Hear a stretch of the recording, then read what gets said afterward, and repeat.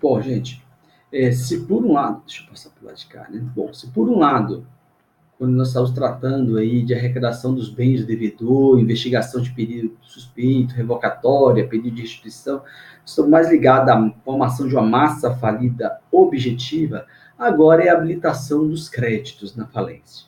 Os credores vão habilitar os seus créditos na falência, né? Para a formação da massa falida subjetiva, né? Pois eu via dos bens, a massa falida objetiva, para pagar os credores, a massa falida subjetiva, tá? A partir da sentença que decreta a falência, o falido ele vai ter 5 dias para apresentar a relação de credores. Não perca, porque aparecem várias relações de credores aí, e às vezes a pessoa se perde. Mas existe uma ordem lógica. Então, decretada a falência, o falido vai ter 5 dias para apresentar essa relação de credores. A partir dessa relação, ela é publicada. E os credores vão apresentar, tem 15 dias para apresentar novas habilitações de seus créditos ou divergência dos créditos que estão relacionados nessa relação aqui. Então, vão ter 15 dias para apresentar créditos ou apresentar divergências. O administrador judicial vai ter 45 dias. A partir, ele vai pegar essa relação de credores aqui, mais esses créditos novos que foram apresentados, mais a divergência, vai analisar tudo e vai publicar a sua relação de credores. A partir do momento da publicação desses credores, o comitê de credores, o próprio credor, o devedor, sócio, o Ministério Público podem apresentar impugnações ao juiz quanto à relação de credores apresentada pelo administrador judicial. Se não houver nenhuma impugnação à relação de credores apresentada pelo administrador judicial, o juiz apenas homologa. Se houver impugnação, vão ser abertos prazos sucessivos. O credor fala, o devedor fala, o devedor e o comitê de credores falam aí, e o administrador judicial ele emite o seu parecer, tá? O credor fala, o devedor e o comitê de credores falam, e depois o administrador judicial emite o seu parecer. São prazos sucessivos, tá? E o juiz, sim, profere a decisão. Veja bem, quando há impugnação à relação de credores do administrador judicial, quem julga é o juiz e profere decisão. São processos separados. O administrador judicial vai pegar agora a sua relação, as impugnações que foram feitas e julgadas pelo juiz e fazer a consolidação do quadro geral de credores. Os créditos retardatários, ou seja, após a homologação do quadro geral de credores, eles têm que pedir habilitação em ação própria, né? O juízo universal, o rito ordinário, tá? A habilitação de créditos fiscais, gente, é uma faculdade, porque o fisco, ele tem a ação de execução fiscal, então ele pode seguir rito próprio ali, tá? Pois bem, habilitados os credores, eu vou vender os bens para poder pagá-los, né? Pagar esses credores. É a chamada realização do ativo. O que gostaria de, primeiramente, chamar a atenção, que a realização do ativo, ou seja, a venda dos bens, começam independentemente da formação do quadro geral de credores, principalmente dos bens perecíveis. Decreta falência, tem bens perecíveis, tem que vender aquilo ali, antes mesmo da formação do quadro geral de credores, tá?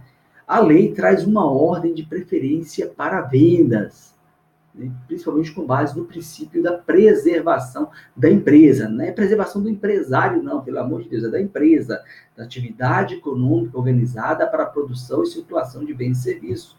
Que essa atividade continue na mão de outra pessoa. Por isso, a ordem de preferência para a alienação do ativo é: primeiro, vou tentar vender a empresa inteira. Se eu não conseguir, vou tentar vender filiais. Se eu não conseguir, vou dar preferência para vender bens em bloco, né? Por exemplo, uma linha de produção. Eu posso combinar, né? Vender. E só por último, os bens individualmente. Eu posso combinar, vender filial e bens individual, filial e bens em bloco, né? Dá para combinar mais de uma modalidade de venda aí, né? Mais de um procedimento de venda. O Ministério Público ele tem que ser intimado pessoalmente nos procedimentos de venda, sob pena de nulidade, tá?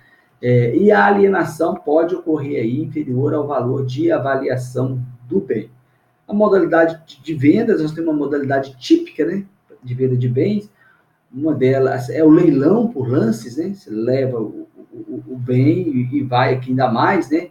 Tem as propostas fechadas, em que a pessoa remete a proposta dentro de um envelope, e vai ser aberta a proposta, e quem der o valor do lance maior leva, né? E tem o pregão, né? O pregão é interessante, que é proposta fechada mais lance.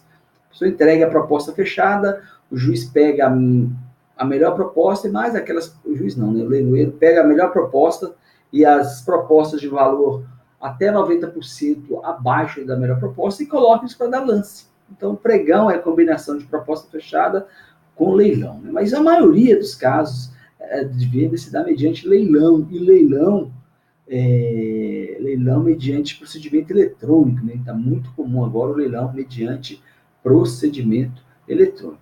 São modalidades típicas, mas existem também as modalidades atípicas de venda. Se requerido pelo comitê de credores, o juiz pode autorizar uma alienação de outra forma, tá? Agora, se for deliberado em Assembleia Geral de Credores outra forma de alienação, de realização do ativo, o juiz apenas homologa. Veja, quando o comitê de credores requer, o juiz autoriza, pode autorizar, né? Quando a Assembleia Geral de Credores delibera, o juiz homologa essa deliberação. Pode ocorrer a alienação, a venda atípica dos ativos, inclusive mediante a formação de uma sociedade de empregados do próprio devedor. O devedor não tem dinheiro para pagar os empregados, transfere a sociedade para ele, tá? E aqui uma coisa importante: quando você arrematei uma empresa inteira de porteira fechada, como costuma se dizer, né? Ela vai livre de qualquer ônus. Não há sucessão do arrematante nas obrigações do devedor, inclusive as de natureza tributária, as derivadas da legislação trabalhista e as decorrentes de acidente de trabalho. Vai livre, senão ninguém ia querer comprar se levasse as dívidas também, né? Só ficar atento, porque a lei traz ali uns mecanismos para evitar fraude, né? Se o arrematante for o sócio da falida, né, for parente em linha reta até o 4º grau ali do sócio, né? Ou for agente do falido, um laranja lá, ir lá e comprar, aí não vai livre dos ônus, não. Para evitar que o próprio sócio vá lá e compre, né, os seus bens, né? Ele fica livre das dívidas e permanece com os bens, né? Então, existe esse mecanismo aí na lei de recuperação e falência, no caso da sucessão, né? Para evitar que o arrematante leve também, junto com os bens arrematados, os ônus trabalhistas, fiscais e tributários, né?